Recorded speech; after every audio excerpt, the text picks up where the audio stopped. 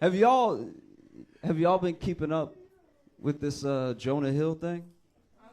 Yeah. Okay. No. Okay. So real quick, if you don't know what it is, Jonah Hill's ex put out a bunch of his text messages to her while they were dating, and she was a surfer. She still is, and then they were dating while she was surfing, and it's him being like, "Why you gotta surf around men, and why you got?" And she's like a surfer and a surf instructor. He's like, "Why you gotta surf with men, and why you gotta post pictures of yourself surfing in a bikini and all that?" So it was all this shit like that, right? And it just you could see a decline in the text messages where he's clearly so worried about being cheated on, he's not making sense. He's like, why you gotta surf with dude? Because then if you're surfing and then he's surfing, what if y'all start surfing on each other? You know what I mean? And then like y'all are surfing together, and what if you get surf in your mouth? And then now you were just covered in surf, and you come home and you're like got surf on you. I was like, nigga, are you all right? Like, you know, so there's been a lot of backlash about him being narcissistic and misogynistic and everything. And I think Jonah Hill committed a cardinal sin. He really did. Jonah Hill told a woman what to do while being an ugly motherfucker. Can't do that shit. You cannot do that shit. Like, look at the text and then look at his face. You cannot tell anybody what to do, sir. That's too much bass in your text right now for that hairline you got, you know? I'm not gonna lie, if John Hamm had sent those same texts, if John Hamm was like, I don't want you talking to any other mid, you'd be like, okay, daddy. Like, yes. Did y'all see the Alabama brawl? Yo. Who knew Wakanda was in Alabama? That was crazy. You know, that was wild. So many people came out of nowhere. That shit was like Black January 6th. That was like... that was crazy. If you didn't see the video, if you don't know what I'm talking about, I'll explain it really quick. Basically, there was this one guy. He was an employee of the place, right? And he was like asking these people to move their boat, you know? So it was a black employee, but he was asking these people who happened to be white that had the boat to move their boat, and they wouldn't move the boat. I don't even know if this part is true, but I heard that the riverfront boat that was waiting to dock had been waiting for like 40 minutes because these people refused to move, right? So finally he just keeps going, like, you gotta move the boat, you gotta move the boat. They get out of their boat, they're cursing at him, and he's not backing down. He's like, you have to move the boat, I work here, you have to move the boat. And then they just keep cursing at him. Finally they put hands on him, and then they start fighting him. And he did his best. He held his own for quite a while. So it's not like they beat his ass, but they were clearly ganging up on this dude, right? And, you know, a lot of people, as soon as they saw the video, they got upset. I got upset once. I thought it was going to bum me out, just seeing, like, 5 white dudes ganging up on this, like, middle-aged black dude and everything. And some people were upset about the racial part immediately. But I'm not going to lie. I was distracted. I wasn't. I didn't hate these people because they were ganging up on them and they were white. I hated them because they had a boat. You know what I mean? This isn't just a race thing. These rich fucks with a boat are trying to beat up a working class person. Is insane. You know, made me furious. And then they started fighting them, and then like other people came, and you know, a lot of black people already saw what was happening. So then when the riverfront boat docked and other black people who saw what was happening, they all just swarmed. It looked like, you know, like that one episode in Game of Thrones where, you know, they were losing, but then just more just came down the mountain. It was like, I was like, God damn, okay, wow. Send in the troops, apparently. I should back up. When the fight started, the initial fight where the dude was getting ganged up on, he just threw his hat. Just threw it, and that almost felt like a signal. That was, as a black person, I didn't know that was our call to arms. I didn't know this was like, oh, okay, all right, we go now. That was wild to begin with. Then it was crazy because then so many people swarmed in, it turned into a huge brawl. And I don't know if you saw a video, but there was one person that wanted to help when they saw him getting jumped so badly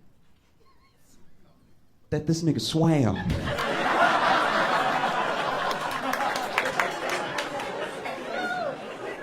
Jumped in the water. From the camera angle, we don't know where he came from. I'd like to think he came from Africa. I'd like to think he started swimming 6 weeks ago in preparation. Because look, if you know, you know, the history of black people swimming, especially in the South, you know that we're not known for it. You know what I mean? And so I'm not gonna critique his swimming because I was just happy to see another black dude swim. That's just, every one of us swimming is a W, okay? But I do have to comment because he wasn't swimming normal. Did you see him swim? He wasn't swimming regular. This was not regular swimming, right? This man wasn't swimming to the fight. This man was punching the water till he got there. I knew he was gonna whoop ass when he got out of the water because he would. I've never seen someone punch water till they got to their location. That was so crazy. Go back and watch the video. This man punching with horsepower. Like, I've never seen anything like it. And then he gets out of the water, starts whooping ass, everybody whooping ass and everything. So you know that those white people, when it started fighting, then started more fighting, you know they were relieved when the cops got there, but they must have been conflicted because half the cops were black. Like that's a situation where even when the cops arrive, you're like, ooh, whose side are you on? Because I was kind of doing a thing before you got here. You know what I mean? Honestly, that's what's so wild. Because I think also I've tried to put my mind I've tried to put myself in the mind of each person that was in the video in a way. Do you know what I mean? Because that's a terrifying thing. To get jumped is a terrifying thing. Then the person swimming. Then I'm just trying to think about every angle that I could think about it from. I'm not gonna lie. That must have been a huge surprise because you out here ganging up on this one dude with your buddies, and then before you know it, there's just like 50 black people. That's Listen, I'm telling you right now, let's say y'all just blinked, and when you opened your eyes, there were 50 black people behind me. I'm not even saying you'd be scared, but you'd be surprised. You'd be like, wow, that was fast. That's all you'd say. You know? Because that's the thing. That's, I think, the strangest part, one of the weirdest parts, like when you start watching the video, let's say you start watching the video, you had no context, nobody told you what was going to happen, you hadn't seen any of the memes yet. The craziest thing about what happens is that, especially as a black person, I think some people are curious why black people have been memeing the shit out of it and everything. It's because if you know the South and you know the history of 5 white guys ganging up on a black guy and how that usually goes, you know, especially when they have enough money for a boat. Usually doesn't turn out well, you know what I mean? And so this was a different thing. This is a different outcome than we've ever really seen before, you know? Because I'll be honest with you. Let's say we're in a different time and there's no camera phones and they were able to leave before the cops got there. They would have just beat up that dude and left, you know? And that's my thing where it's like, okay, yeah, whoop their ass, we all laugh, we all celebrate, whatever, but like, fuck up that boat. Like, fuck up the... What are you doing? Like, bust up the bow or something. Like, rip a rudder out, please. I do think that would hurt them more than the ass whooping. They'd just be standing there and looking like skippers. Not the boat! You know? You know what's actually crazy? I thought about this weekend. You know what I've never done at all in my life? I had to really think about it. Never once in my life have I Googled Jada Pinkett Smith. So why do I know so much? Why do any of us know so much? Isn't that crazy? I've never even Googled Jada and Will. I've never sought any of this information. I know so much about them, it feels like we're related. It's devastating. I don't know if y'all saw the most recent interview. She's given her 1,000th. And in it, she says that she says so many things. First of all, she said that she sold crack when she lived in Baltimore, which is like believable. That's a very entry-level job in Baltimore. That part I was like, and? But then she She also said her and Will been separated for like 7 years. Which what? She also said that Tupac is her soulmate. It's like she's going out of her way to hurt Will's feelings now. This is really insane. Tupac is your soulmate. You've been married for decades. My soulmate's a guy from the 90s. And the more I think about it, and the more I listen to Jada talk, the more that I'm convinced that Tupac died to get away from her. Like, I feel like...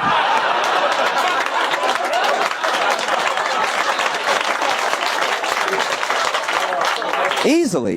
They dated for a while, you know what I mean? And then he got a taste of what Will has lived with. And then he was in Vegas and he got into it with some dudes on some gang shit and stuff like that. And they shot at him and he thought about what life would be like with Jada. And so he just leaned into the bullet.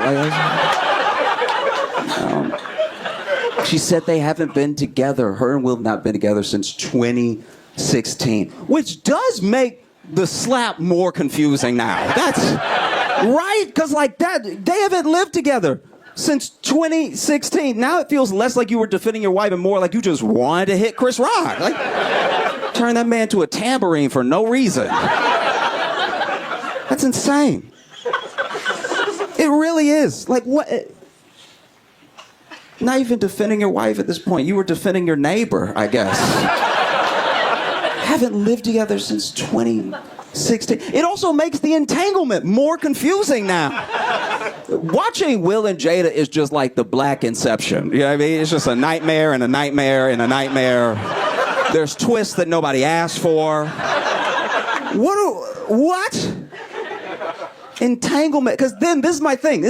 If they weren't together, why'd they have that whole talk acting like they were together? It made them look worse. Why did they do that? It made her look like a cheater and him look like a cuck, but then they weren't together. So what's the big deal now? I mean, the big deal is that she fucked her son's friend, which is... A lot of people don't know that. That was Jaden's friend. So Jaden over there waiting for play dates and stuff. Ain't nobody showing up like it's a Brazzers video.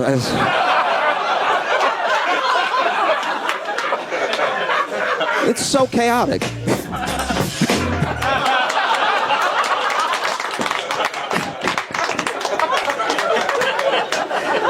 No, it's just very chaotic. And look, I want to be fair for a second. I do want to be fair. Everyone comes for Jada and everybody shits on Jada so hard. And I get it. It's easy because she won't stop talking. But like, some of this is on Will. We can all agree about some of this is genuinely on Will. People blame Jada for the slap. That's not her fault. That's a grown man. And he got up there and he slapped another grown man. You can't blame her for that. It's not like she used her powers. And people blame a lot of the marriage stuff on just Jada. Will is also married to Jada. You know what I mean? He could get a divorce if he wants to, but he doesn't want to. He does not want, and if you pay attention to the interviews, he said it. Divorce is not an option. He'd rather them live as single people and still be married than to get a divorce. Which is weird. It is weird. I understand. For a long time, they were the symbol of black love, especially in Hollywood, right? And that's a symbol that he carefully curated that maybe she didn't want to be a part of, but it's one of the reasons he can't let it go, because it's a failure that he will not accept, right? But to just live as two single people but still be married is weird. It's very odd. Who is it for? It's not for them. They're not together. It's not for us, because now she aired it out. Everybody knows. It's not for the kids, because they're already weird.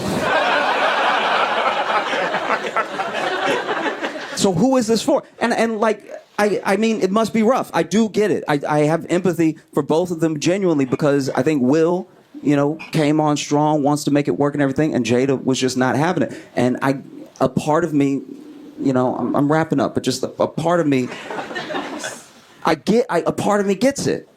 Because if it's not the life that she wanted, it shouldn't be the life she accepted. That's fair. You're an adult in the world and you make your own decisions and you need to live by them, right? But also, to be fair to her, I don't have a gorgeous millionaire trying to fuck me and marry me. I don't know. It probably seems pretty hard to turn down. I'm not gonna lie. Like if Zendaya walked in here right now and y'all look like you're together, if she told you, bro, if she was like, I want to marry you and be with you for the rest of my life, you'd probably be like, look, I'm in a happy relationship and I found my happiness. I hope you find yours. I'm not saying it'd be easy to say to her. You'd probably say it after I do, but I don't know if y'all saw, but Sam Bankman-Fried was found guilty on all charges. If you don't know who Sam Bankman-Fried is, he's the dude who looked like somebody microwaved Shia LaBeouf. He was behind a multi-billion-dollar crypto scandal, and took a lot of people's money. Had a lot of powerful friends, so he could take a lot of people's money. He was found guilty, and he made a serious mistake. He stole money from rich people. Well, when you think about it, it's really all he did wrong. If you steal from the poor, you're going to be pretty good off. Like, I don't know. This dude is going to go away for a long time. Which is crazy, because I don't really understand what he did. But I'm glad he didn't do it to me. You ever, because I never got into crypto because I didn't understand it, so you ever just be so dumb you miss a whole tragedy? Because I saw the whole thing coming. I was having FOMO and everything, and then everybody started losing their money. I was like, maybe it pays to not read sometimes. Maybe it's to my benefit that I have stayed as ignorant as possible on very specific subjects in life. I was having a conversation with a friend from back home, and so many things worked in connection together to get me where I am. I saw this article about this guy. I think his name's, I might be mispronouncing it, but Brian Mwende, and he is in Kenya, and he was a lawyer. He was a fake lawyer, and he won 26 cases straight.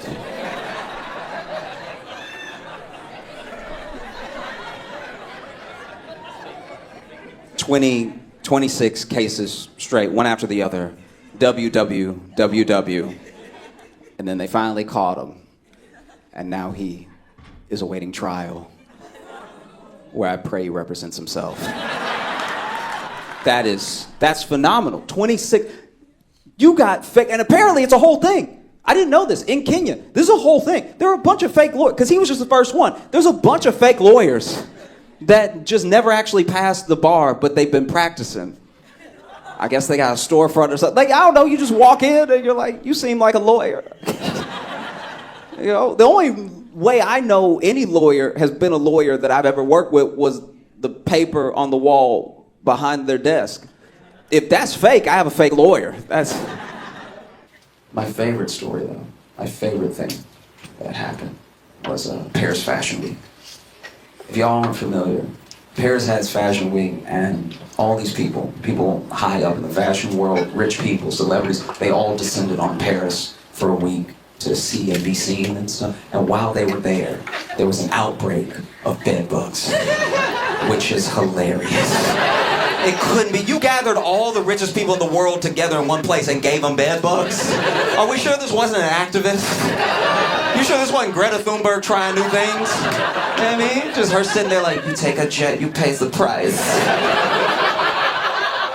Could have been. We don't know. But it was amazing. They gave all those rich people bed bugs.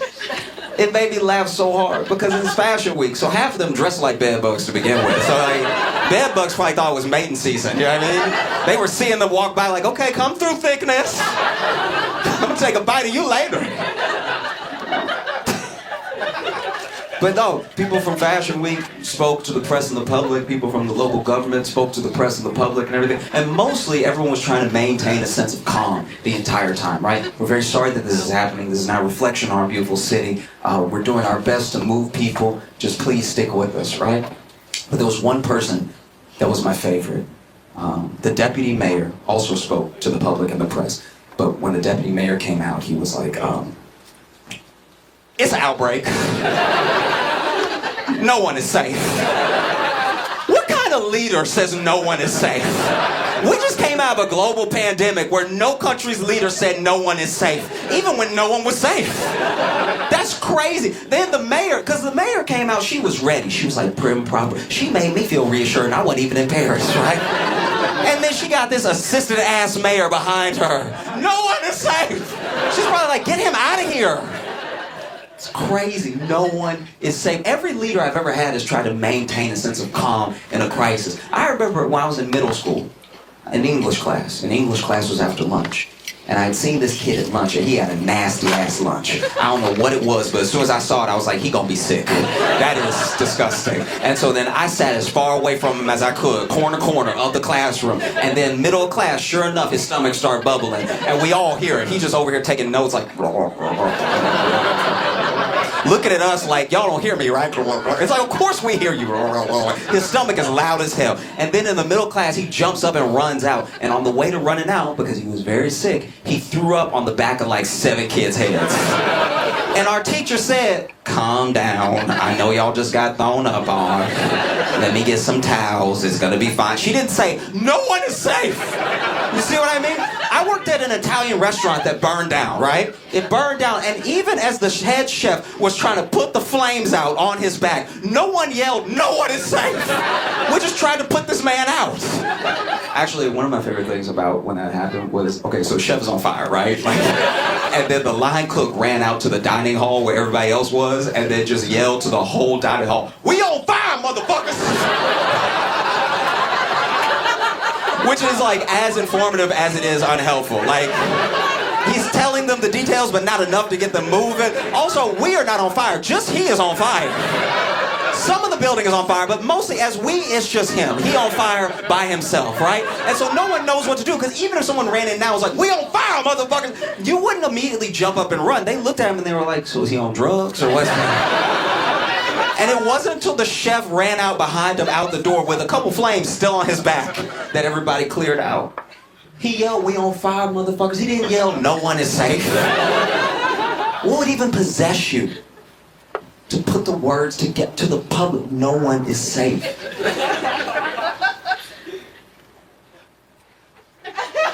Like, when I think about it, now that I think about it, I think that was that deputy mayor low-key admitting he had bed bugs. That's what it was. It had to be, no one is safe. That means I'm not safe. No one is safe. I wish there was video. There's no video of it happening. But you can tell that this is the case because anytime one of our leaders has to speak to us, they're calm because it's not their problem. That's what's happening. I grew up in Louisiana. Our whole state would get slammed by hurricanes, and the governor would come on TV and be like, we're gonna stick in this together, all right? We're all in this together. He's clearly in Massachusetts, by the way. We're all in this together, all right? Y'all just stick with me, we're gonna get through this. You know what I mean? I think that dude freaked out because it was his problem. It's hard to stay calm when you're in the middle of something, you know? I wish there was video. There's no video. I wish he would just come out, because you know he yelled it. You know, he was like, no one is safe. It's happening to everybody, including really cool people who don't deserve this. God damn, I wish there was a video just to see him be like, it's an outbreak, y'all. We doing our best, but this is bullshit. I thought I had it all figured out, you know. I was sexting.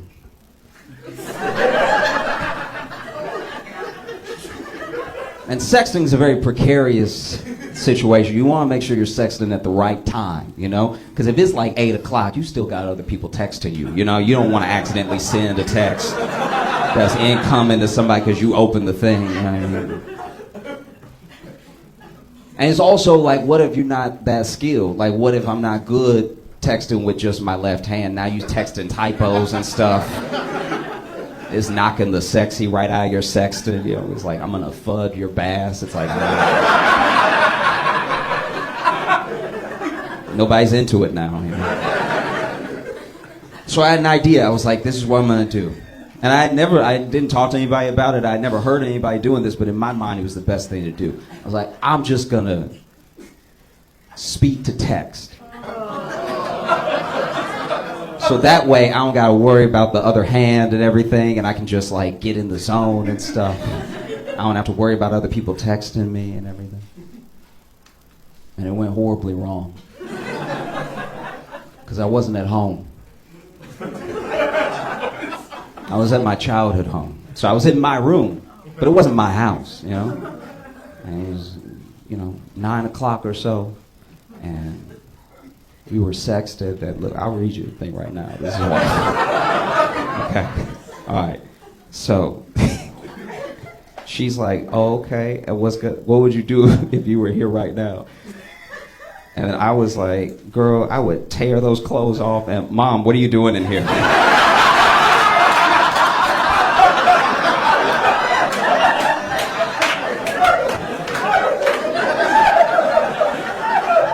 Mom, I had the door closed. You can't just open the door. I was just coming to see if you wanted dinner.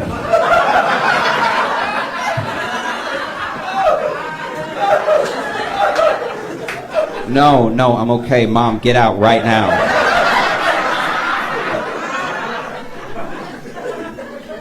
Boy, how you gonna tell me to get out somewhere in my house?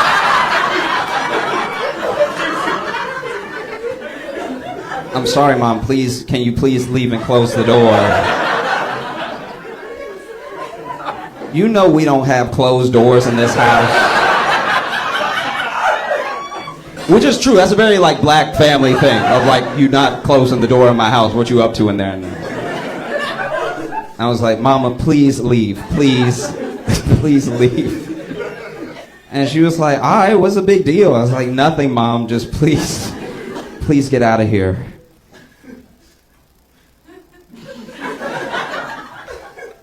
So anyway, girl, I would say... All right, thank y'all so much. Y'all have a great night.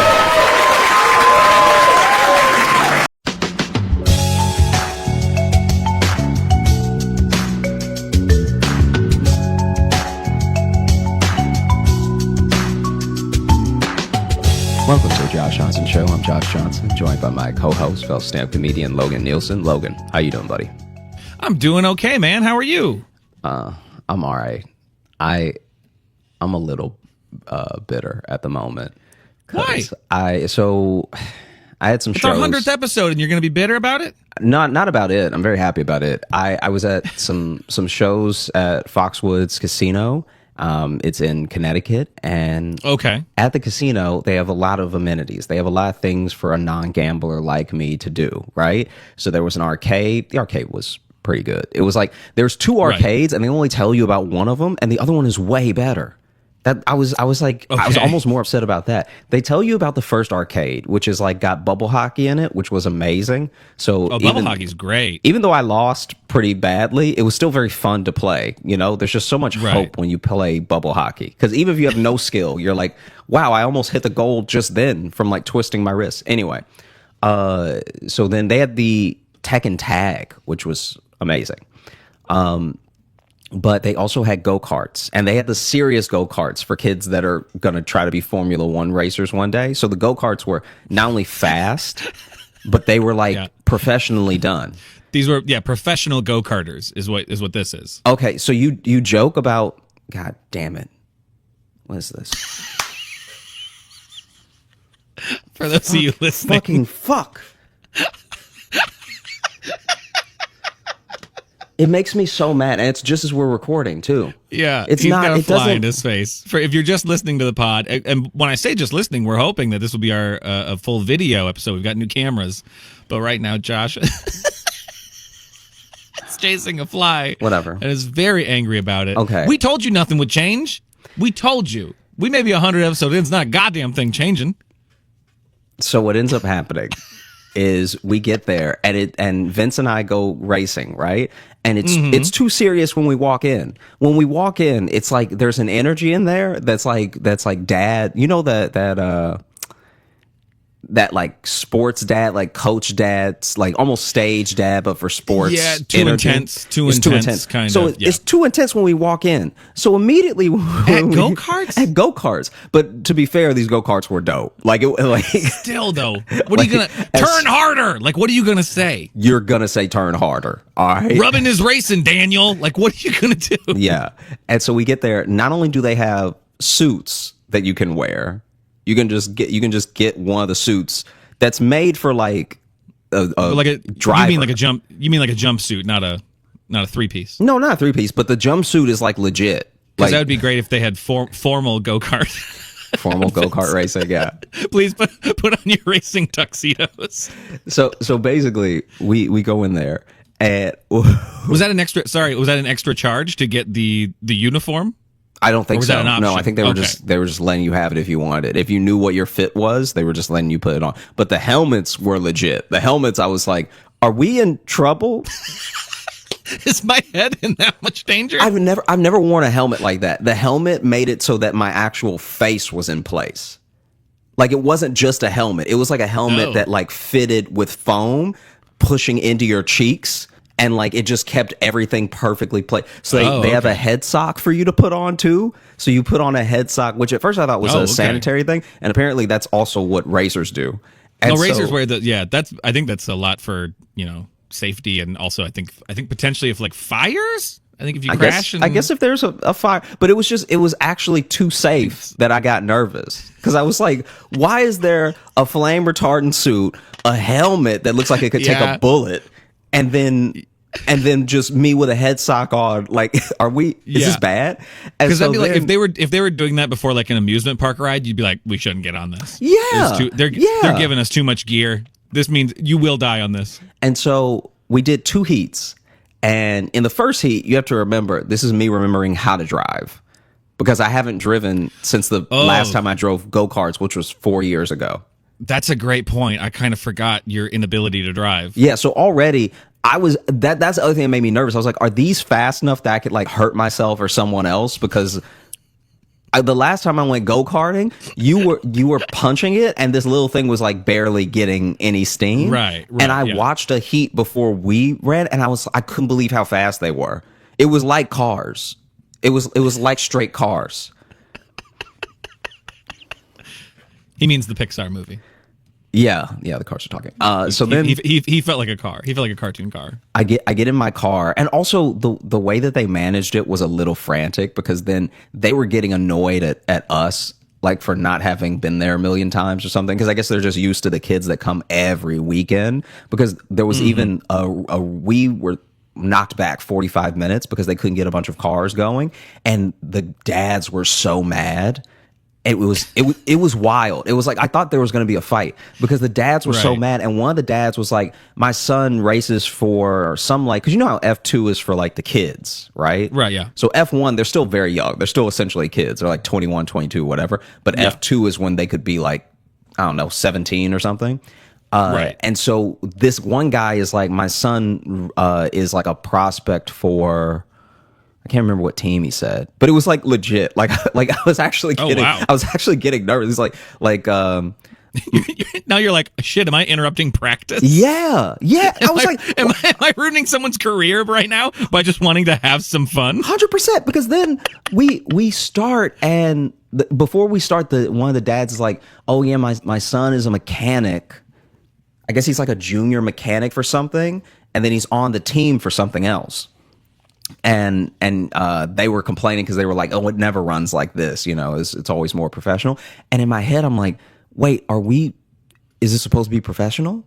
Like, are we in the way right now? What's happening? Then it's finally our turn to race, and Vince and I go up, and the guy's just like staring at us, and he's like, grab a head sock. Like it felt like I was on a racing team that I didn't know about because the guy was like, he had no sense of humor and he was no help at all. Like he was like, do you know what your number is? Do you know what the number? Look at your screen. Do you know what your number is? And then I was like, yeah. You accidentally got drafted into a team, my dude. Yeah, and I was like, yeah, I'm car 19. And he was like, all right, well, go to your car. Your race is starting soon. Go to your car. And I was like, oh my God. And so I'm just like running over to the car. I get in and like nothing on the car feels right. I didn't even know that they had like not like specs, but they had so many adjustments you could do in the car.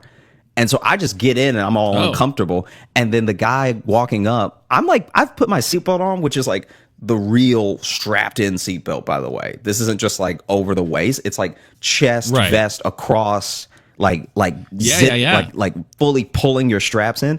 And then the guy walks up and I was like, he hits the start for my car, but then he's about to walk away. I'm like, hey, is my seatbelt all right? And he's like, yeah, you're fine.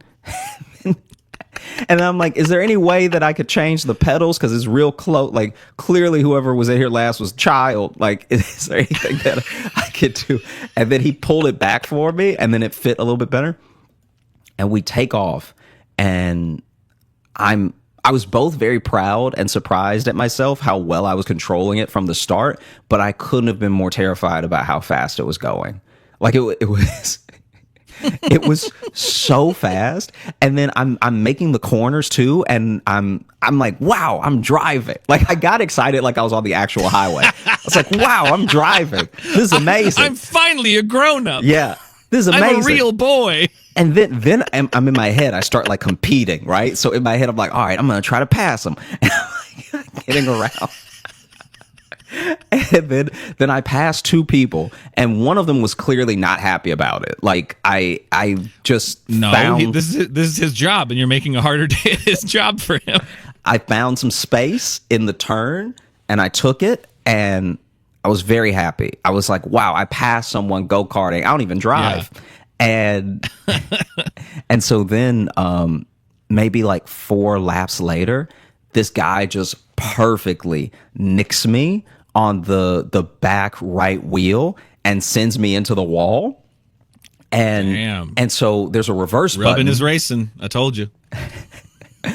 So I hit the reverse, but then you're supposed to only reverse when it's clear so that you can then turn and everything.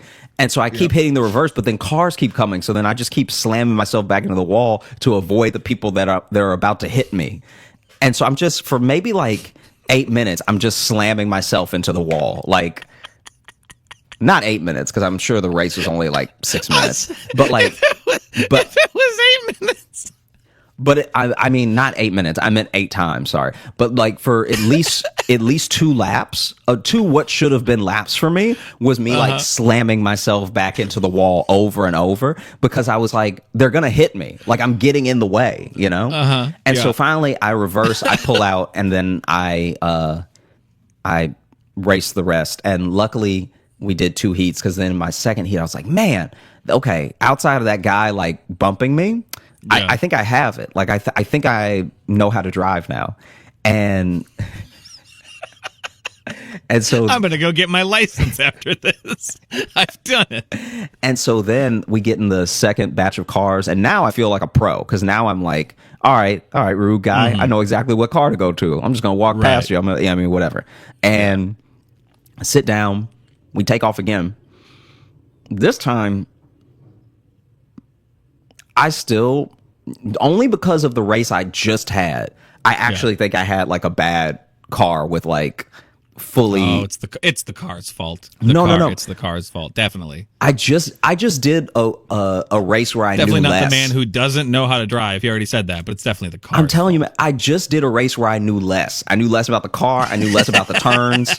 Like, everything I did the first time, I was doing for the first time. So with this one, knowing where the turns are, knowing the rhythm of when I should turn and everything, I was like, yo, this car is bad. And once you start the race, you can't just stand up. But almost immediately after I take off and I go through the first turn, I'm like, I'm in a bad car. Like, this is horrible. I had no grip at all. So then every turn with any speed, I was just drifting. I was straight up. It would have been cool if I had been doing it on purpose. I was turning. When I tell you that I was turning, and like Jason Bourne in the rain was sliding the entire length of the turn, and then I would just hit the gas again to go straight. So for a little while, I thought I could manage it, and then twice I slammed myself into the wall so hard. And then the second heat we did was with the pro guys. So that's the heat. Like, the first one we did was with a lot of like families and kids, and you know what I mean, like people that were just trying to have fun. The second one was with the guys who showed up with their own suit. Oh, okay. And so then at one point, I'm driving, and I look around, and just 3 of them are boxing me in. I'm like, what's happening right now? It's like, I get it, especially if they're, pro racers or whatever, but like, fucking calm down. It was wild. Don't show up with your own with your own suit and then want to show people up at a go-kart track. That's like showing up with a bag of clubs to putt-putt. I mean, it's like dunking And on a having your- kid. It's like dunking on a little kid. Exactly. It's like having a caddy carry your putter for you. Yeah, yeah. When you're over the side, it's like, what do you think? There's a windmill in the way. What do you think I should do? Hey, my Calm man. down, kids. Calm down. I get you're taking it seriously. It was horrible. Don't pick on my friend in his 30s. No, that second leave him car was alone. bad, man. I'm telling you, because the second car, I was like, I would do the thing that you're supposed to do. I'd hit a little bit of brake and I'd start to turn, and I'm Right. still just sliding like I'm on top of water, and then Just doing slam into slow- a wall. Slow and confused 3 Connecticut drifting. That's what you. Yeah, man. I've done that before. I've done the kind of more souped up go-karts, and then I've done the mini drag races. It was at a place in Texas. I was in 7th grade, so I don't remember exactly where it was or what it was, but they had mini drag race cars. And that's all it was. You got in it and they gave you the countdown. And even as small drag race cars that were on a track, they had some giddy up and go. Yeah, yeah.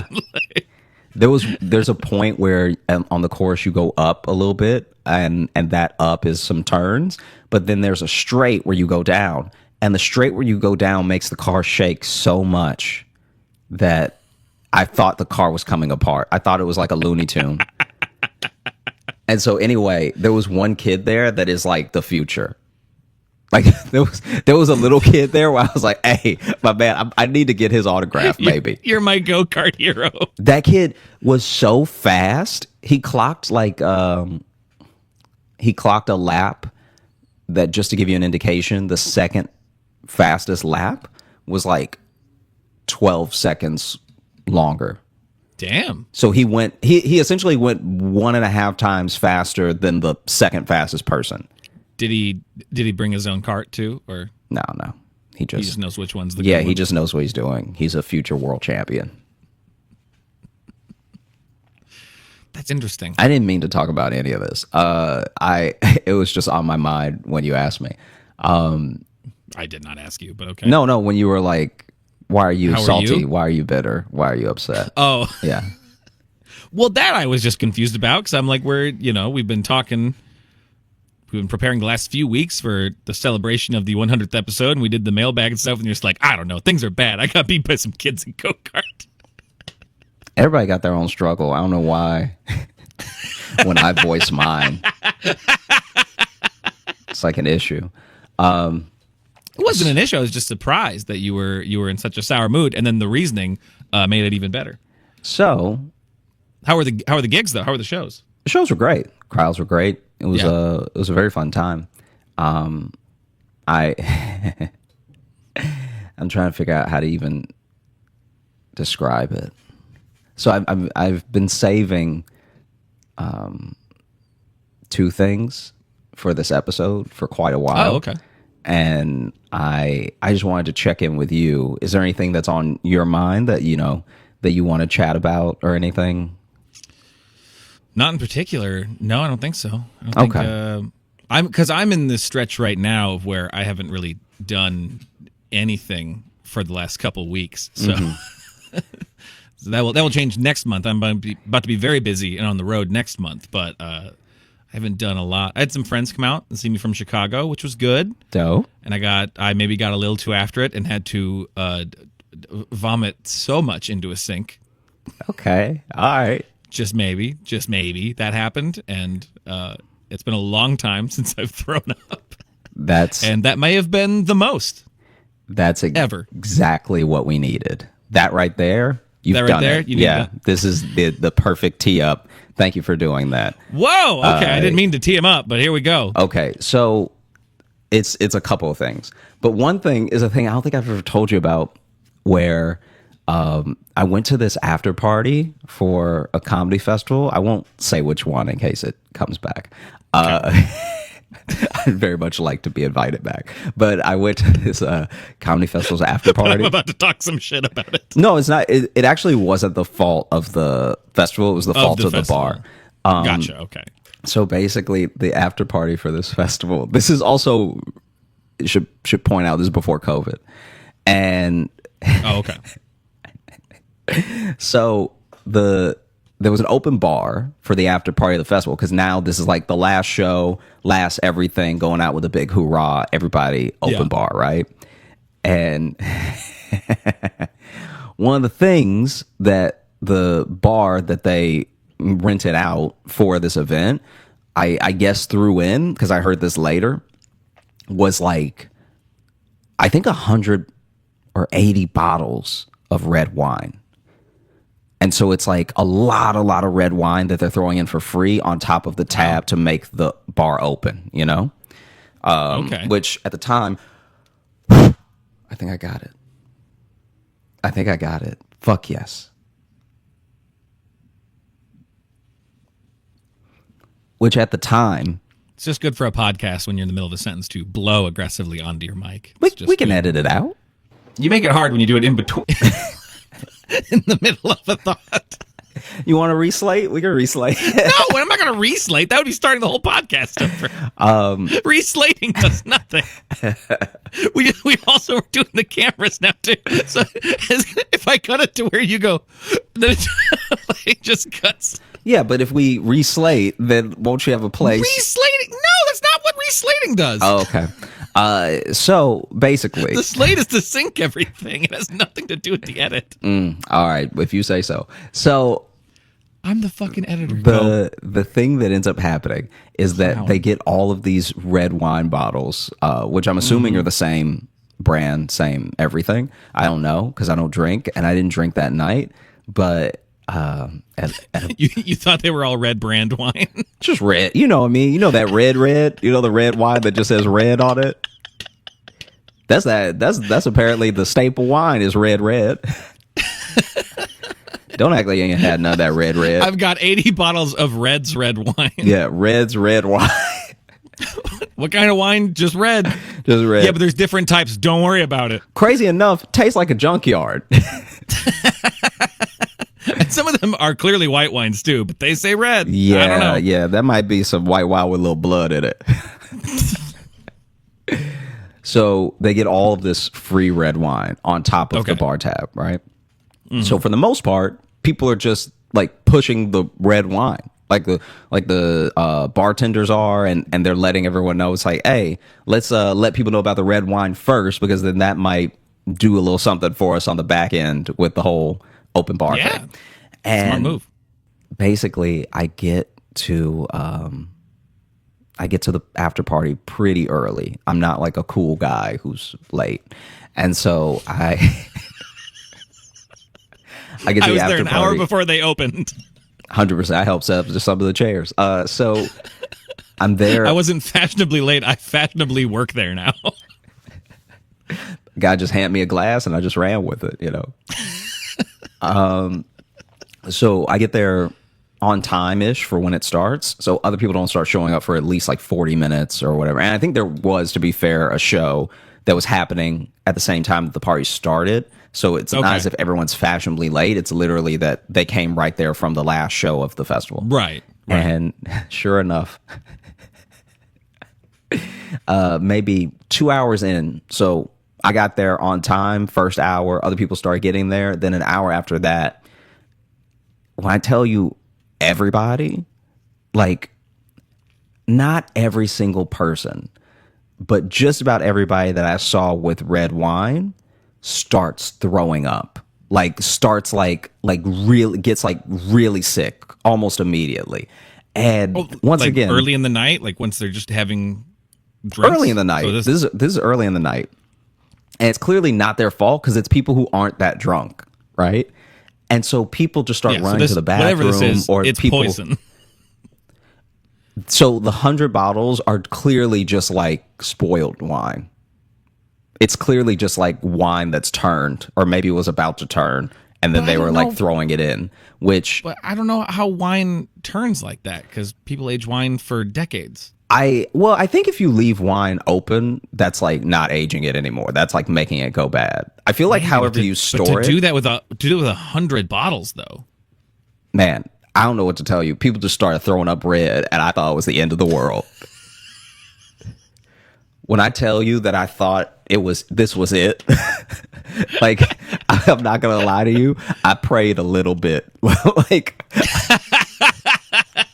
dude, I'm at this party and all I know is people next to me, people in the bathroom start throwing up full red. Because mind you, I told you that to like color the context of the thing. I didn't know any of that while I was at the party. I just know people are throwing up red, which to me looks like blood. So you, right, So- yeah, you didn't know that. So I thought, God damn it. So I thought everybody was dying. Right. I thought everybody that was throwing up red was like, all right, we're here. This is the zombie movie we've been prepping for. And yeah, and then eventually a bunch of people realized that they all got sick, that they only drank the red wine. They were like, From the stop wine, drinking yeah. the red wine. But apparently it's like maybe it's how they stored it. I don't know. Because I also don't know that much about wine, but I know that a That's lot the of thing. I people don't threw know. up. I don't know enough either. It could. It could have had. You know, they can get laced with salmonella or whatever too if they're bottled improperly or whatever. So I don't know. They could have just been drinking poison. They could have. Like, I don't know. Does salmonella act that fast? Because that means that basically within an hour they must have been knocking them back. Because then within an hour they were throwing up. Well, yeah, I don't know. This is a mystery. If you know anything about wine and how it can have this effect, email in joshjohnsonshow@gmail.com. Let us know. Yeah, but it was pretty terrible. And sounds awful. Yeah, and I you threw just up a lot of reminded me of it with your. I was going to say, when I threw up a lot, I threw up a lot of red actually, and I was concerned because it came out and it was looking like I'm like I didn't eat anything with tomatoes in it. It seemed like almost like. Because I was seeing like these chunks of it, and it was all very red, and I'm like, "What is this?" I forgot I'd ate a bunch of watermelon, so it had turned everything in my stomach red, and the chunks I was seeing that I thought were like smashed tomato parts were just watermelon that I was regurgitating.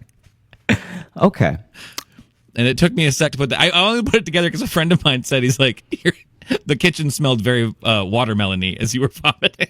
And I was like, that makes sense because I was concerned. But I was mainly just trying to aim.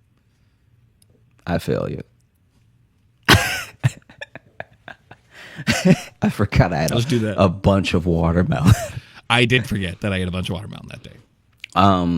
Okay. It was a fun grill that day. Had a bunch of watermelon. So it also then, not a tight segue, but a slight segue, leads me to one of the stories I've been saving for a long time because it just, to me, is such chaotic energy. It's like as comics, we have to do that thing that people call like reading a room, you know, whether it's for comedy or for context of, you know, what's happening or something. And it's so funny Deciding because if anyone after a show wants to kick your ass. yeah, yeah, how quickly you should leave. And yeah. it's amazing All things you gotta read. to me that because it's a skill that we've had to build over years, there's just a different energy to it than in other cases. What's the best way to put this? It's like when something becomes second nature to you almost because you have to do it so often that you forget that the rest of the world isn't building that skill. There was a wedding in Louisiana years ago where these two fine people were...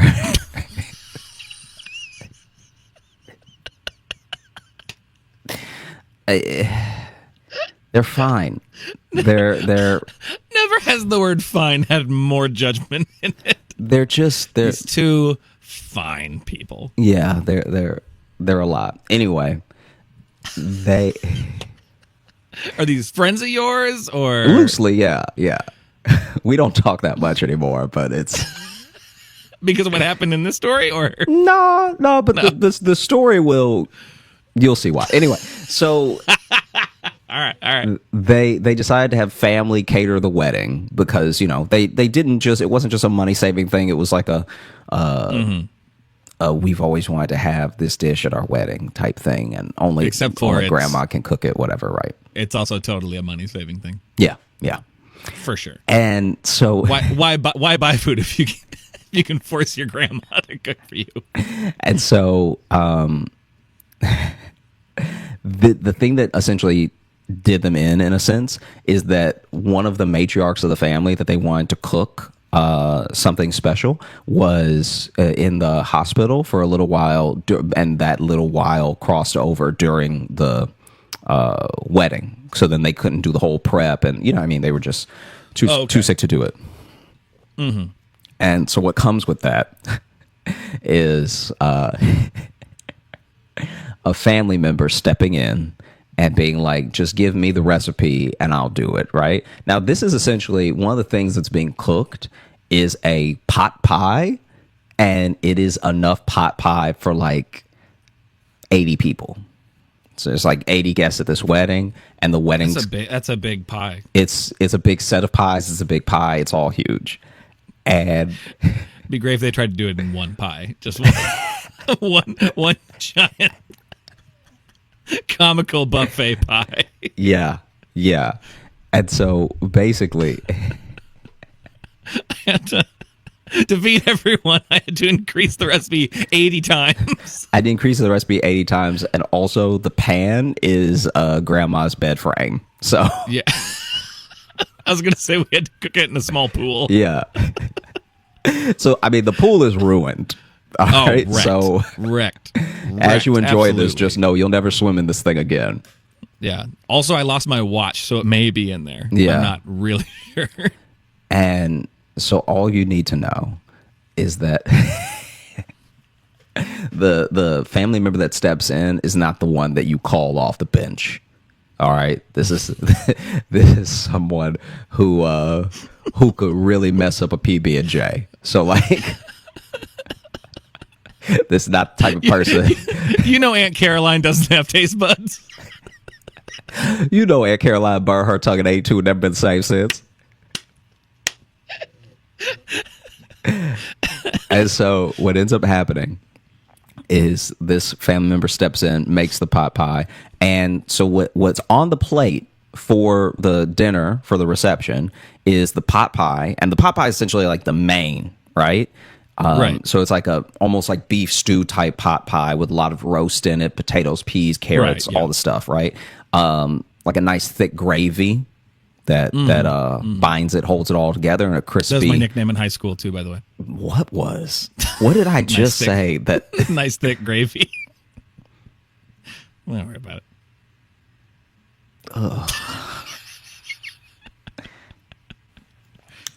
So anyway,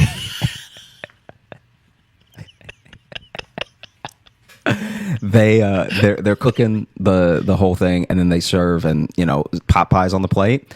And then there's also a side of bread, which I just personally found hilarious, because if you get enough pot pie crust, that's just a lot of bread now. And then it was like some spinach, and I can't remember what it was, but it was like everyone got like a little brownie or something that another cousin made or something like that. Yeah. And so they're all eating, and they're doing the speeches, you know, while they're eating, right? So dad gives a speech, mom gives a speech, mom and, you know, in-laws give speeches, like everybody, right? And and then they get the DJ to play that first song. They do the dances you're supposed to do, the dad-daughter dance, the first couple dance, all that stuff like that, right? And then they open up the dance floor to everybody. I don't actually know what was wrong. All I know is maybe an hour into dancing, maybe it's the gyrating, maybe it's just the heaviness of the pie, but apparently this thing was cooked wrong, and now nobody feels good. Like, everybody is sick. Like, everybody is sick off this pie. I can only imagine what it's like. That must be what hell is like, to have to dance after eating some thick gravy pie. So now you're just in your own world trying to like groove to it, but you're like, ugh, ugh, ugh, ugh, ugh, ugh. And so everybody, they like, I don't even remember. Cha-cha, real smooth. Oh, no. Oh, no. I don't even remember I think it was a Cupid Shuffle where people started to throw up. Like Jesus Christ. like and, and apparently because I wasn't at the wedding, and also even if I was invited, and so What does that mean? I don't know. I wouldn't have gone. But anyway, Why you hate these people? it's not hate. It's not hate at all. It really it's is not hate. It really isn't hate. It's just they're too much. And What'd they do to you? Have they poisoned you on a previous occasion? probably close. That's actually not that far off. Like, yeah, I can see myself having almost been poisoned by some of them if I hung out and ate with them more. And so Cupid shuffle's going, people moving, and then just a lot of like grabbing people to like hold yourself up and then just letting loose, right? So this is also happening where a couple people I think might be. This is an outdoor wedding. Yeah, it's an outdoor wedding. Okay. Because it'd be way funnier if it wasn't. Sure. If they're just in a reception hall. But it's like Family Guy levels of people starting to get sick, and there's a mad dash and then a subsequent fight for the bathrooms because it's an outdoor wedding, there's not enough bathrooms. There's not like there isn't a facility. So then there's like the sort of it's almost like a rec center bathroom. Have you ever been to one of those where it's like essentially a brick wall of zigzags and then just an open bathroom, male or female? You know what I'm talking about? almost like a park shelter kind of bathroom. Exactly. Yeah. So it's like that, and because it's like that, it's not big. It's like 2 stalls and then a urinal trough. Now, well, that trough's about to get full. Yeah. But like also, they're outside, right? And they're vomiting, but people are running to the bathrooms. Means something else is happening. It means something else. They're not just vomiting. Yeah. If you need to race, because if you're outside, go throw up in a corner, just let it go in the grass. Man. Yeah. You're already puking on the grass dance floor. Yeah. Well, So no, the dance floor wasn't grass. Oh, did they have like a cover on that? They put a cover, yeah. Okay, but that's just slippery. Yeah.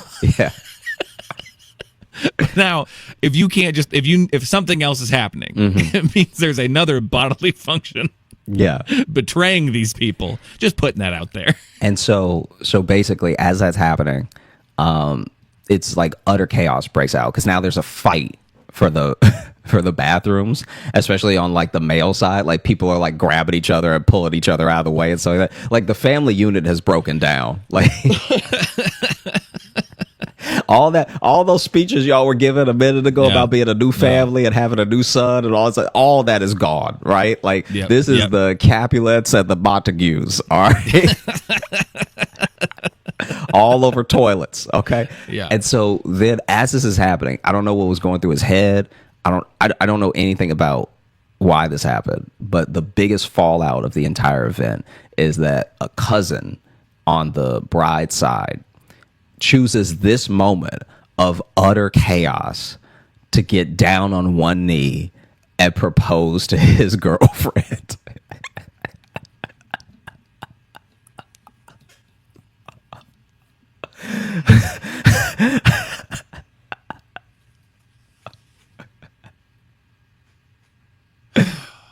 Because first off, proposing at a wedding sucks. Don't do it. Yeah, it's pretty wild. People are out there doing this shit. Don't do that. I'm not Don't even on the side of like bridezilla whatever culture thing, but that is a genuine attack.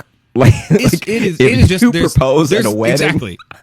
There's no other word for it except for fucking rude. It's just rude. It is so it's so rude. It ain't about you. If you propose at a wedding and that person says yes, y'all have to stay together forever. There's no divorce now. Yeah. That should be the punishment. You especially can't like have a canceled engagement. You can't. You gotta be right. Yeah. Because guess what? If you're wrong, you're gonna hear about from whoever's wedding it was. That is who you are to them now.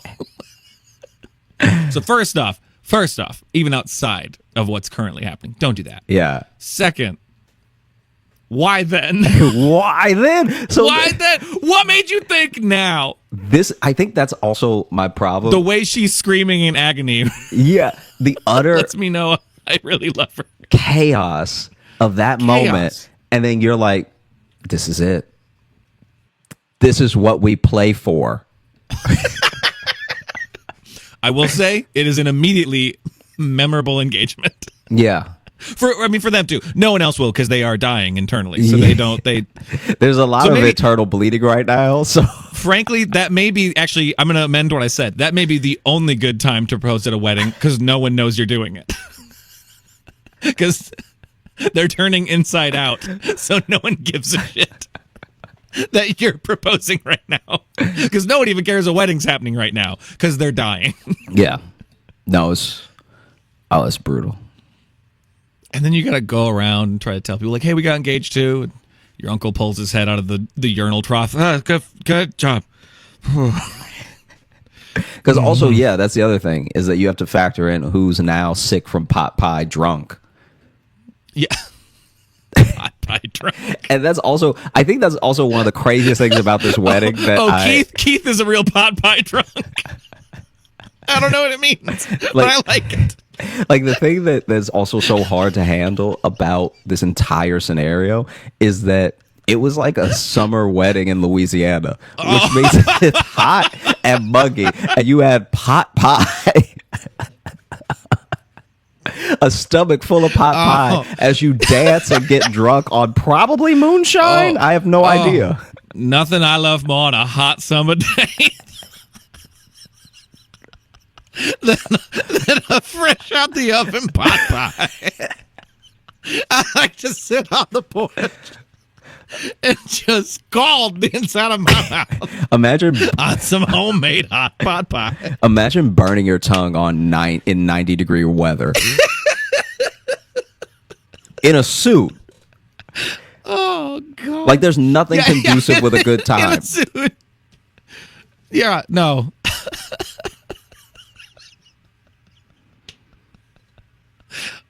That was brutal. Just still enjoying pot pie drunk too. Just pot. Yeah, man, we're about to go out tonight and get pot pie drunk. Just imagine you're at a wedding, and this is happening to you, by the way. So you're at the wedding, and you don't know what's about to happen, but you know it's a little hot, and you're in a shirt and tie, maybe a suit, because you want to look nice, because it's a wedding. And then you're sitting outside, sun beating down, because it's a day wedding. Yep. Because if you have it at night, the mosquitoes are coming. And so... So it's like this afternoon wedding. They're coming for that gravy laden blood.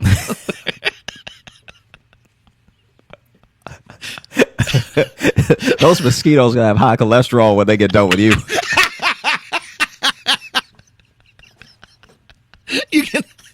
Mosquito lands on you, you can hear it breathing heavy. Yeah. Imagine just a mosquito with diabetes now, like sitting there like, I got the sugars, something awful. You're gonna have to cut off one of my wings. Oh man, I have overdone it. Hey, a proposal. And so imagine you go to that wedding, you're sitting there, it's hot, and then you finally get your food, which a lot of, like, it's getting better now that more people are taking control of their wedding and how they want to do it. But traditionally, when people do things the old way, the food only came when you were starving. Like, like weddings when I was a little kid, you go to somebody's wedding. I'm talking about when I was like itty bitty. I would go to someone's wedding and be like, hey, why haven't we eaten yet? They got married like 2 hours ago. I don't know what that has to do with my life anymore. And so then now a lot of weddings that I've been to, especially recently, have like a nice like rhythm to them, if that makes sense. Yeah. No, generally, I'd agree with that. And so then imagine you go to that wedding, you're already hot, you get served a piping hot pot pie. And then there's just Rebel Yell in the back, which is a liquor, but like there's just Rebel Yell to drink to wash down the pie. I thought you meant the Billy Idol song is just playing. No. There's a drink. No, I knew what you meant. Just dancing with a plate of pot pie in the midnight hour. And so then you start dancing, which is just shaking up your hot stomach. And then in the midst of the chaos of you trying to pull yourself together, you see a knucklehead near one of the tables proposing to his very sick girlfriend. Do you know? Did he try to get other people's attention? I don't Was he think like, so. "Everyone?" No. He Okay. like straight up just did it. But then anyone who wasn't sick, which also that's a good way to tell who doesn't like your cooking, because if anybody wasn't sick, they don't roll with Right. what you make. But now they're about to be sick because they're seeing a proposal at a wedding. Yeah. And then it got back to the bride who ended up getting very sick. And then it got back to the bride. She was like, "You tried to ruin my wedding," and now they don't speak anymore. Oh, really? Yeah. But I mean, why would Because it'd you? be great if actually she was about to throw up and she's like, "Someone needs to distract you. Propose." Go. I don't. Do something. Everyone. Oh man. Okay. Wow. Yeah. And That's then pretty great. the other one that I've been saving for quite a while. Oh, damn. Okay. You still kind of tipped it when you talked about your slight bender with your friends. My slight bender. Yeah, because I don't actually know what the full definition of a bender is, so Well, I said mean, yeah, slight the because you thing got is- sick. No, it was just like, I think it was like I just ate a little too much and drank a little too much. It wasn't that wild. It's because I'm older and I don't like party now. So it doesn't take as much, but I haven't like just had a weekend with my friends in a while. So Out here, I got you. Living the dream, killing them, laying it down. in the sink. Yeah. Juicy. Getting real juicy on the weekend. Getting that pot pie drunk. Yeah. Just a stomach full of gravy. And then you out here trying to dance to Usher's Yeah. Burp, burp, burp, burp. Burp, burp, burp, burp. Blah! And so the second one is is one that was told to me in college. Basically, you know how that's actually a big thing in the South where a lot of people get married very young. Like we're talking 21, 22. Like it's a small Same town up thing here, man. sometimes, and sometimes it's I mean, a hell, culture thing. I got married at 22. So Yeah. It's like it's just a thing where Totally get it. you're with your people and you get to know someone so well from proximity that for a lot of people it does make sense, especially if you're not going to move. Like imagine if you're not going to move from your Right, small yeah. town. Anyway,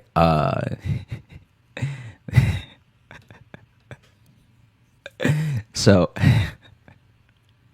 I'm trying to figure out how best to frame this for you. Because I'm trying to think of like which perspective is the best to tell you from. Okay.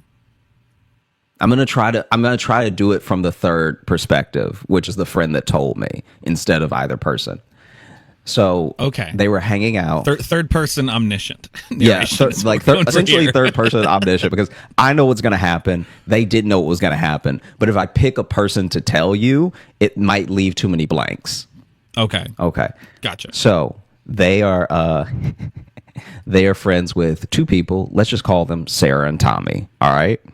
Sarah and Tommy are the friends. Sarah and Tommy are the friends, right? They are the lead characters of this story. They are indeed. Sarah and Okay. Tommy will, go out with their friends a lot and everything. And because they're in a smaller part of Louisiana, one of the main things to do is go to Walmart, right? And so, Hey, as someone from small town Iowa, yeah, we did a lot of that. yeah, especially when you're young, like when you're like Yep. once you are old enough, you go to bars and stuff like that. But Yeah, but when you're young, you go in and you look at the DVD selection, and then you just kind of go sit on the furniture. yeah, or you talk about why certain things are in the $5 bin. Yeah. What happened to Whatever- his career?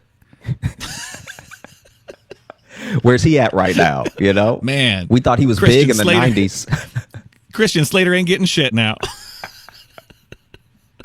Oh, 3 of his movies on one disc.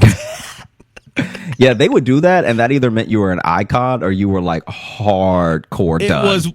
It was one or the other. Yeah. Yeah. Either like these are 3 classic films by somebody, or someone please buy these John Travolta movies. Yeah, it would be like 3 Christopher Walken on a disc movies, and only one of them was one that was like a classic. The other 2 were just things he did early in his career. And some that he's in for like a scene. Yeah. Anyway, so they would go to Walmart, they would hang out. So they finally, get to be 21, and they go to bars, and it's like, so now they can buy drinks in Walmart. Yeah, right. really crack one and have it in the vacuum aisle. And so once they're 21, they really start to go for it. And Sarah and Tommy both like drink pretty heavily, because that's also one of the things you do when there's nothing to do. And Tommy goes way further than Sarah, though. Like, he'll get much drunker, but then she, even in her state of drunkenness, is still able to take care of him. And so it's never so much a problem, because he's not like an angry drunk or what. He just gets like very bad on his feet, right? Like, he's a faller, okay? He's a tipping risk, all right? And one day, while they're all out drinking and everything, Tommy's pretty far gone, and he slumps next to the table. And as he's slumping next to the table, everyone thinks he's falling out of sliding, falling out of his seat slowly. And he's not. He's like, someone even tries to pick him up, and he's like, no, I'm good. And he's slumped, like, kind of still half in the chair, kind of leaning off the table, kind of on the ground a little bit. And he shifts over to where, like, one of his knees is actually on the ground and his butt is fully out of the seat. And he looks up at Sarah, and he's like, will you marry me?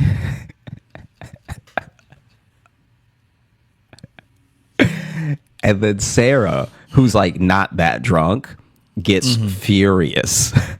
Gets so, but not why you think, gets so angry and goes, Tommy, you did this already.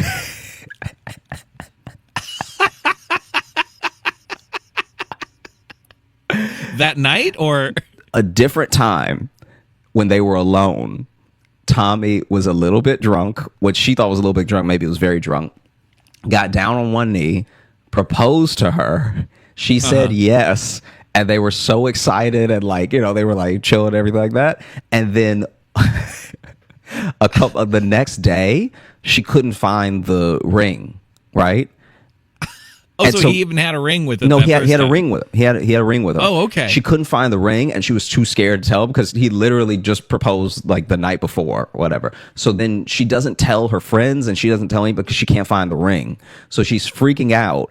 And then a couple days later, they go out with their friends. Basically, Tommy forgot he proposed, stole the ring back, because she left the ring she took off the ring that night and then like went to bed. So he sees it the next morning, grabs it thinking he must have left it out or something, has no recollection of proposing at all. So she didn't lose it. She didn't lose it at all. He took it back without remembering he proposed. And so then when he proposes again, she's furious, because he's put her through this like maybe 2 days of freaking out, thinking that she had lost the ring. And he's proposing to her again because he forgot the first time. And he's doing it drunker. Listen, I get that. I think kind of, though, everyone's even in this one. I don't know. I feel like, because she was terrified that she lost the ring, was the only one who seemed to have known they were engaged. He forgot. I don't know. I think that might be just a good blank slate.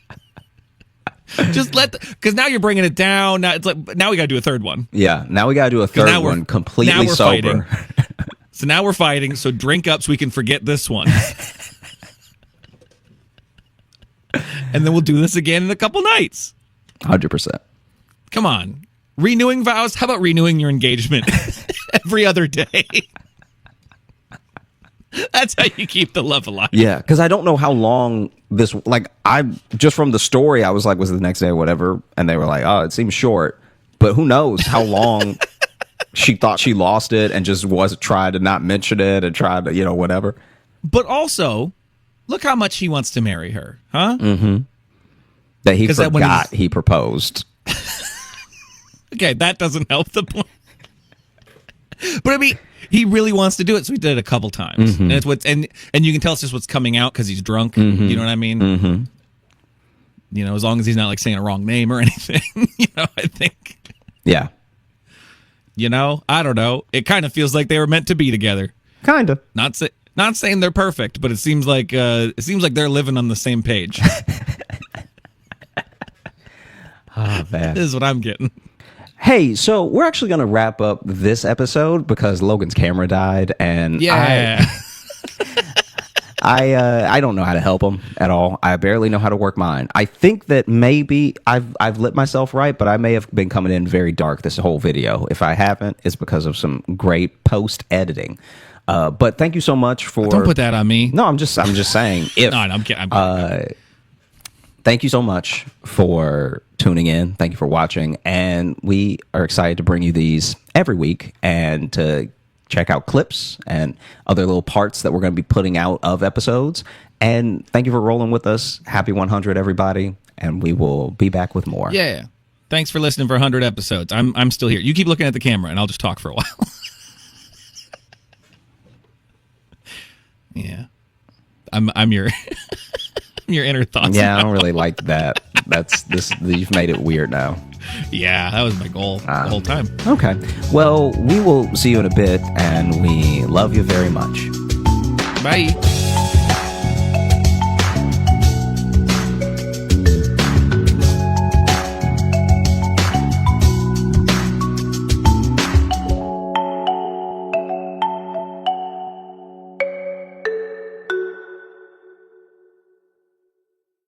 Give it up for Josh Johnson!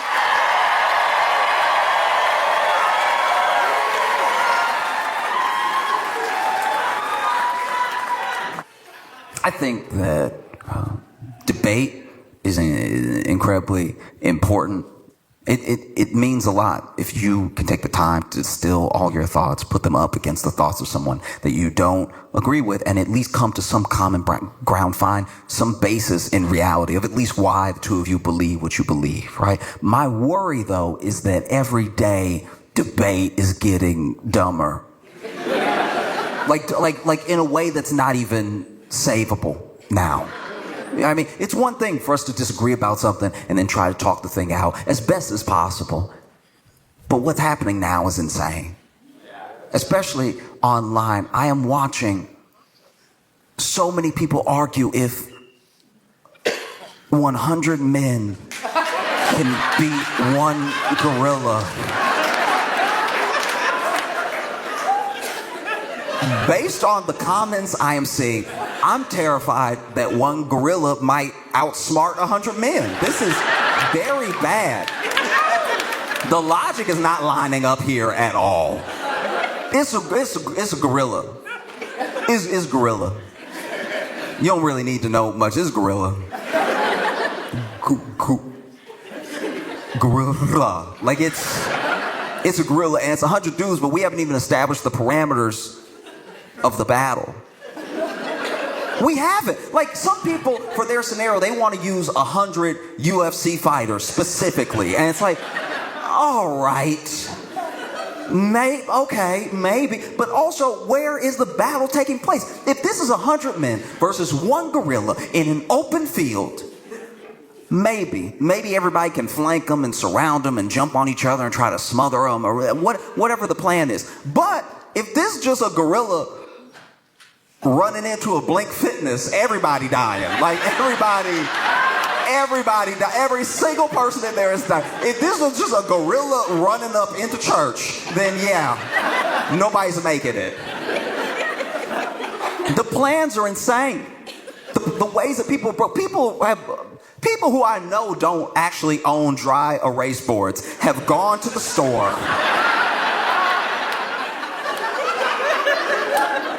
bought a dry erase board specifically for this purpose, brought it home and then put it in front of their phone like they just had that in the garage or something, breaking out the marker going through the whole thing.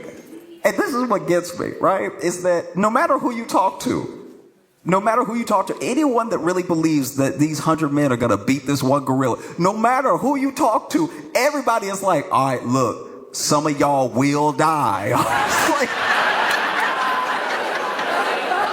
that's why it's not going to work. You didn't say us.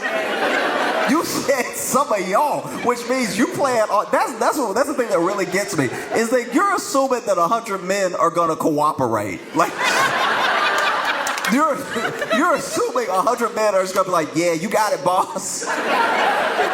No, you know how many cooks are going to be in that kitchen? Probably enough for a gorilla to kill. That's crazy. 100. I've been going, it's been a week. It's been a full week of me arguing with people. I'm like, guys, it's a gorilla. It's a gorilla. Okay. No. This is important. All right? Because I can tell just by the vibe in here that a couple of the dudes in here are like, nah. I can feel it. I can legitimately feel it. I'm not psychic at all, but I'm looking at you, look at me, and I can see a couple of y'all are like, all right, maybe he can't do it, but somebody been working out all winter. Okay. No, okay, this is important, all right? So, in the true crime documentary space, okay, as men, we've had a rough go of it. Turns out we do most of the killing, okay? We do a lot of the killing. We do a bunch of it. Some would say all, some would say we just haven't caught the women yet. But we do a ton of it, all right? We do an HBO, a Netflix, a Paramount, a Hulu, a Disney Plus amount of the killing, all right? We do all the podcast killing, we do all that, right? And because we do all that, we've been getting a bad rap for a while. There's a lot of people like, ooh, you going to a dinner date with a man? Watch out, girl, right? Like it's just all of us killing all the time. I haven't killed anybody. I've been at home watching these men kill. But said all that to say that in 2024, we got a bit of a reprieve, right? We got a little bit of a stay on our beat down in the media as men, right? Because a documentary series came out called Chimp Crazy, all right? Now, Chimp Crazy is, you may not recognize it as the savior that it is, but you got to remember that in documentary series, all of them, almost exclusively, have been about men being evil and bad and murdering and all this other stuff. And then finally, there was a show called Chimp Crazy, where almost exclusively white women were adopting chimps, letting them get too strong, and releasing them into the community. And it's like, that's what we needed. It's not all up. Finally, something is not a man's fault, because they interviewed these women and they're like, no, he's like my baby. And then he gets real strong. She's like, ooh, let him out the window. Like, if you have not watched it, it is a phenomenal series. It is genuinely terrifying and insane, and it is both brilliantly done and horrible to watch, but also captivating. You can't look away. It is truly insane. And I know that there should probably be a name. There should probably be a name for what this thing is that these ladies have, because basically in the US we like having exotic animals, and one of the exotic animals that people really love having is chimps, right? And so these people get chimps on the black market, and when you get a chimp very, very young, it does act almost exactly like a human baby. Now what's so crazy about this situation is that some of the women in these Chimp Crazy scenarios, they do have kids. They have kids. The kid will even be like, oh yeah, I went to college and came back and she didn't notice. She loved that chimp. That chimp is her favorite. Yeah, I don't even know what to do. Right? So some of these women do have kids, some of them don't, right? But they treat the chimp like a child, because when they get it, it genuinely needs them the way that a baby would need a mother. They even have to hold the bottle for the milk, and they have to cradle it just like a baby and everything. And it's very sweet, it's very cute, and the chimp does get attached to them, like deeply attached, like a baby would, right? And the first 2 years of owning a chimp, you shouldn't do it, don't do it. The first 2 years of owning a chimp is exactly like having a baby. You know, they're not really talking. They're learning to walk. They're doing all the stuff like on this sort of timetable that's almost close to like a human baby, right? And then at three, the chimp does get stronger than a baby, but still acting like a baby. You can still train it and tell it what to do and get it to stop doing stuff and everything, because the chimp is like, it's taking in all of the stimulus around it, and if you raise it like a kid, it'll start acting like a kid. At five is where you run into trouble, because at 5 is the first time the chimp looks around and goes, I'm the strongest one in here.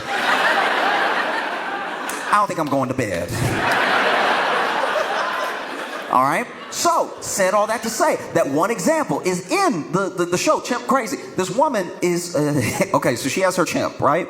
And the chimp, they've been trying, as a community, as a city, they've been telling her, you gotta get rid of this chimp. She's like, no, it's my baby, no, I can't do that, no, right? Never mind the chimp. She would take the chimp in the truck with her to go places, so she'd take it to go get ice cream or whatever. And there was one time she took it to go get ice cream, and it just got out of the truck, and nobody could get it back in, and it stopped traffic because it was like, I like where I'm standing right now, and I bet you won't move me, right? And so then the city told her, look, if anything like this ever happens again, we have to come get the chimp. You can't just have the chimp stopping traffic and stuff. She's like, okay, right? Then one day, the chimp's got to be like, oh, it's over 5 now, and it's just wilding out because it's like, you know what? I should be in the trees. I should be in the trees, and wood paneling isn't going to cut it. So it's flying throughout the home, right? And she freaking out. So then, as much as these women are like, this is my baby, this is my child, whatever, when you listen to the 911 call, almost every time, they're like, shoot it. Almost exclusively. Every single time, right? And so basically, then she's over here, she is either making so much noise or calls her neighbor that her neighbor comes over to help her, right? Now, this neighbor doesn't love the chimp like she loves the chimp. So the neighbor is like, we have a wild animal in here that will kill us on purpose or by accident. I have no idea, right? And she's already calling. She's calling the 911, and she's like, shut it, right? And then her neighbor, in order to try to subdue the chimp, attacks the chimp from behind, right? And then the chimp turns around, and I don't know if it was on purpose or by accident, but that chimp slapped her face off. And that's not even a gorilla. So you have no chance against a gorilla. In what world do you have the nerve to think you could last again? And then you see the dudes in here, no, okay, we gonna send them in waves, right? So that first wave gonna get in there trying to tire him out. It's like, no, he won't get tired if he killed for fun. If murder is his favorite game, he's not gonna get tired of anything. No. You run it up on that gorilla. Gorilla just grabbed 2 dudes, right? Just grab their legs, use them as nunchucks to beat everybody else. They're over here going full Bruce Lee with it.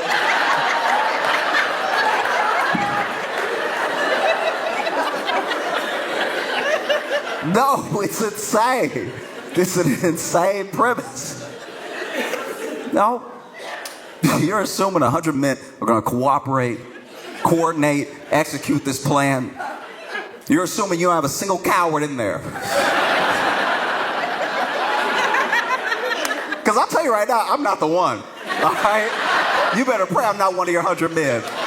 You'll know you shouldn't be jumping the gorilla with me, because I'll be that type. If you ever have somebody in your clique like this, don't do the jumping. If there's somebody like me, it's like, let's get them, fellas. That's a sign of somebody who's about to get you killed, all right? If they say fellas, that's insane. Attack, boys. No. It's true. I'm not that guy. And I'm fine not being that guy too. There's some people that need to prove something to someone all the time. That's not me. I became very comfortable with who I was a long time ago. Even in other situations, you know, I can already tell you right now, when it comes to things getting bad in the world, apocalypse type of stuff, I'm not I'll die. Apocalypse? I will be dying. Thank you. You know, I don't know. I had some friends that I went to church with, all prepping and all this stuff like that. I was like, I don't know why you trying so hard to live if the apocalypse happens. Like, we both think we going to the same place. I'm gonna get there early. Why would I keep fighting? No, that's crazy. I'm not gonna keep fighting after bullets. I can't make bullets, so that's the end of my fighting, right? And I can barely hold a gun at that. I'm gonna miss a lot. So if it's like a zombie apocalypse situation, I'm getting bit, okay? I'm not trying to get bit. I'm not gonna offer up my neck or something like that. I just already know that if I'm in a zombie apocalypse situation, when the zombie is coming at me, I'm gonna be like, oh, he ain't got no ears, he ain't got no ears, he ain't got no ears, he ain't got no ears, he ain't got no ears, he ain't got no ears. I will not be running. He ain't got no ears, he ain't got no ears, he ain't got no ears, he ain't got no ears. Biting my neck, he ain't got no ears, he ain't got no ears, he ain't got no ears, he ain't got no... No, if there's a zombie apocalypse, I'm a zombie immediately. You know, I feel like I wouldn't even zombie right. If I'm really being for real with you, I don't think I would do it. I don't think I would zombie like in a way that made my family proud.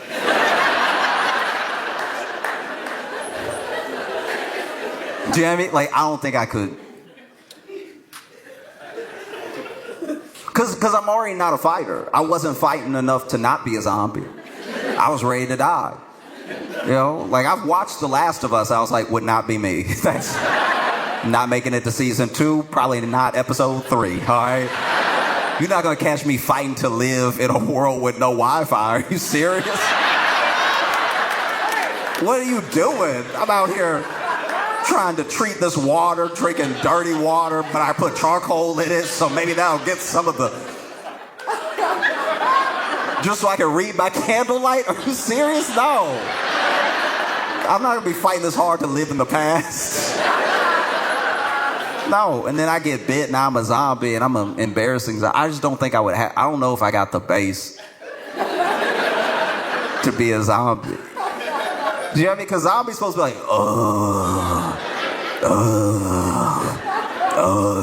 right?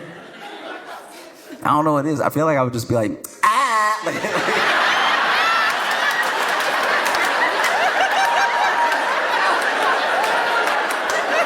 I got my hands wrong too.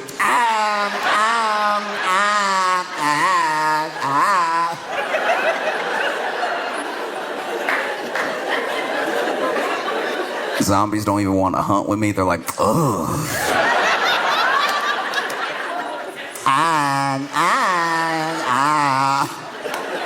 Even humans are like, can I be bit by anybody but him? Like, I don't like what he's doing. Oh, new zombies trying to show me how to zombie right. Like maybe, I don't know, who knows? Maybe somebody I know got bit before me.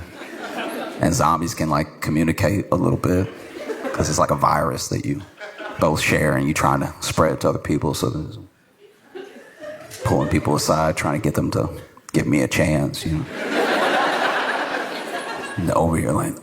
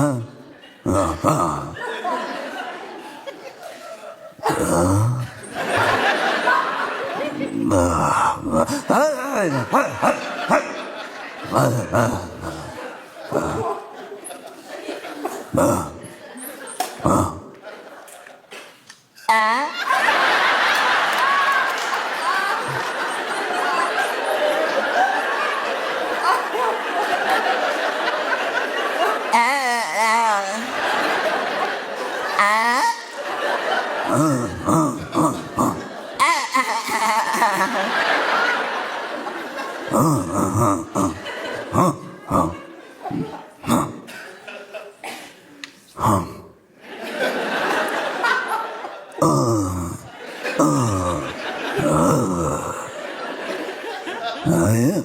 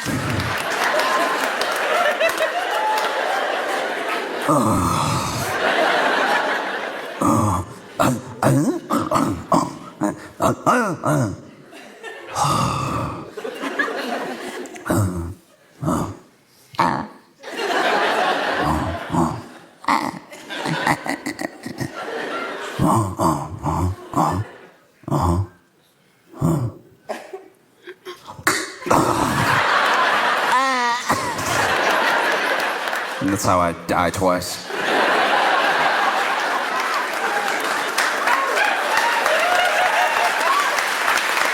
Like, all I'm saying, all I'm really trying to say is that I'm not like a survivor in that way, you know? And so if it's me and 99 other people, it is up to those 99 other people to take out this gorilla. Because the other thing, even when you have a plan, famously, Mike Tyson said everyone has a plan until they get punched in the face. In the case of a gorilla, everyone has a plan until they get their whole face slapped off. Because even if we're all charging in, let's get them, fellas. Even if we're all rushing in, right? And we're boot to boot, side by side. You're there to protect the man next to you, and you're running in with everything that you have. We will, out of instinct, stop the first face that comes on. We will be like, ooh, just that hesitation alone. 3 more of us died. Just that, oh, you can't even have that.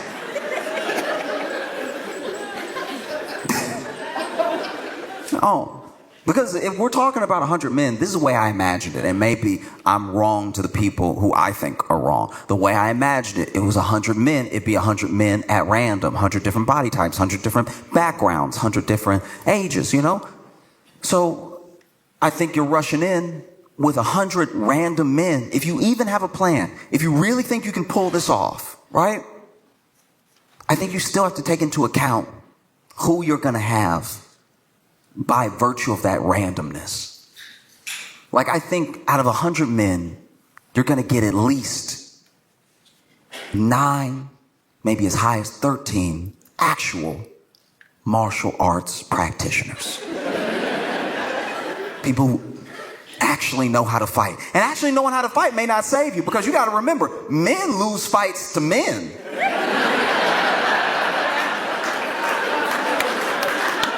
Every time men fight, a man lose. So just because he knows some stuff doesn't mean it's going to be effective. You might have your jiu-jitsu practitioner in there. Blue, black, who knows? Whatever belt suits your fancy for the scenario. He runs in, he actually syncs up an arm bar on that gorilla, gets him right where he wants him, grabs the arm, legs in between, pulling it, trying to break that elbow, right? Pulling it as hard as he can. And you see the gorilla go, oh. Oh. That is useful. Bow, bow, bow, bow.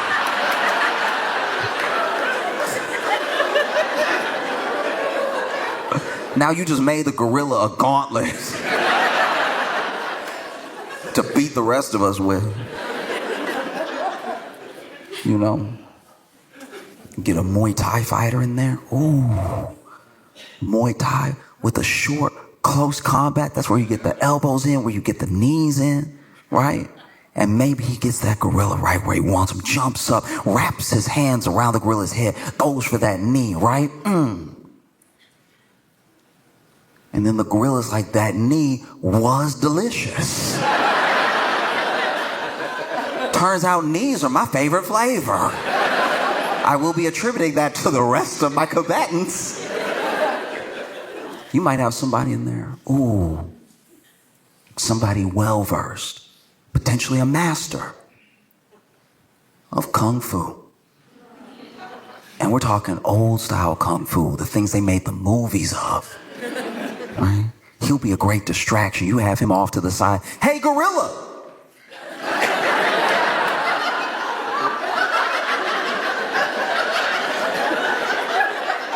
Y'all now. Y'all get him. Hey, get him. Hey, hurry. Y'all, he getting close. Y'all. Hey, he getting close. Hey, don't run. Oh, he getting close. Y'all, hurry, do something.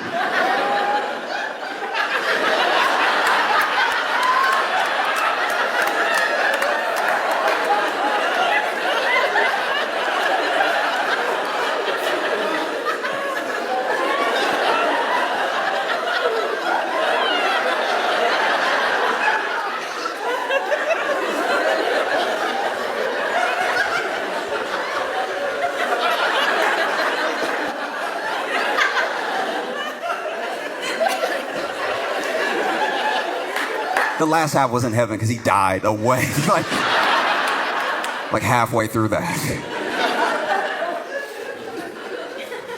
Because there are people who don't want to believe that individuals like this exist.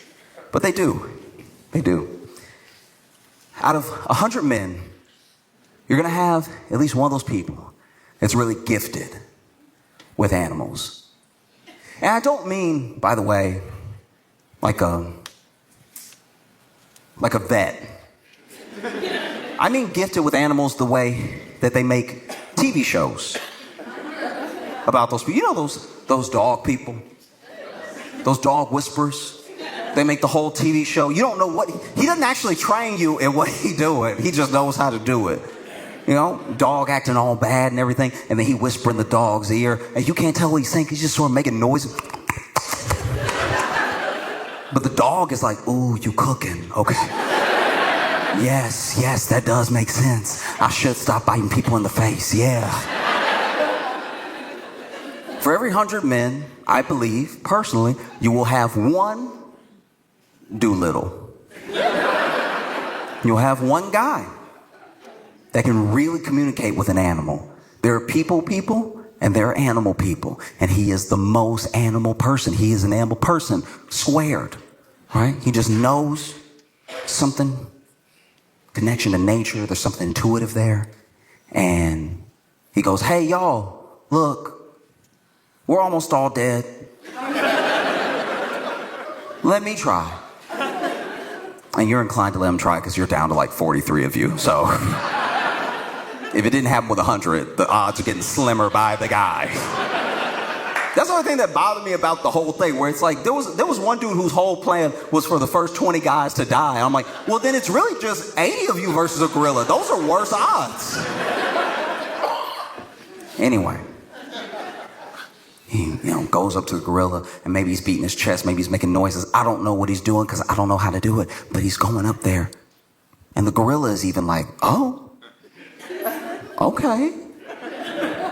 Well, what's that there? And he goes up and even gets close. And the other guys are hanging back. They're like, oh, what should we do? I don't know. It's working. He's talking to him. Should we try to get behind him? I don't know. Let him do what he's going to do. Maybe the gorilla will kill himself. I don't know.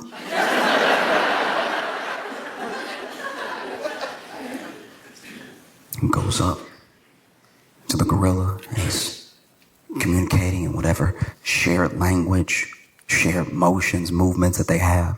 And he tells that gorilla, hey, look. It's about 43 of us left. Kill everybody but me.